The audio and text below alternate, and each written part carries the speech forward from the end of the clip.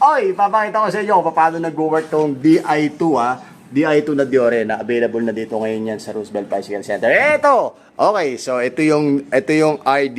Yan yung RD. Frame. Frame. Yung frame na kalabang. Ito yung frame na kalabangin. Ito yung fat bike. Okay. So, pakita mo yung shifter. Ito yung shifter. Game. Si-shift na yan ha. Shift mo. Go. Kita mo naman, Lodi. Di ba? Isa pa. Ha?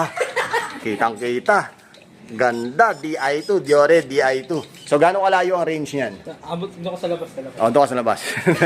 So, yun na. Available yan dito sa Roosevelt Bicycle Center. Kung gusto mo nito, meron na tayo ilang dumating. Puntahan nyo lang dito yan sa Roosevelt Bicycle Center. Huwag kayo mag-PM sa akin. Mag-PM kayo sa Facebook nila at sa TikTok. Alright?